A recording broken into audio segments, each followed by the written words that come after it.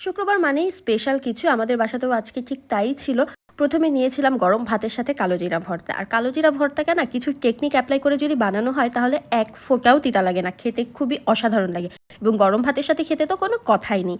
তারপরে নিয়েছিলাম হচ্ছে মিক্সড ভেজিটেবল। এটা করা হয়েছিল চিকেন দিয়ে, মানে চিকেনের পিসগুলোকে একদম ছোট, ছোট করে সাথে চিকেনের কিছু স্কিন ছিল সেগুলাও দেওয়া হয়েছিল। আর এটা ফার্মের মুরগি যেটা, সেটা দিয়ে করা হয়েছিল।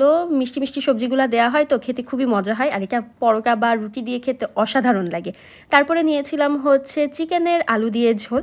আর এই চিকেনটা হচ্ছে যেই ডিম পাড়তে, পাড়তে শক্ত হয়ে যায় যেই মুরগিগুলা, সেই মুরগি। এবং এটাকে মেবি ডিম পাড়া লাল মুরগি বলা হয়ে থাকে। খেতে খুবই মজা, বাট এত শক্ত হয়, লিটারেলি গরুর মাংসের থেকেও বেশি শক্ত এইটা। এটাকে প্রেসার কুকারে রান্না করা হয়, তারপরও খেতে গেলে দেখা যায় কি এটা ছিঁড়তে খুবই অসুবিধা হচ্ছে। এবং এই চিকেনের হাড্ডি তো আমি খেতেই পারি না, এতটা শক্ত থাকে। কিন্তু খেতে খুবই অসাধারণ হয়, এজন্যই এটা খাওয়া হয়।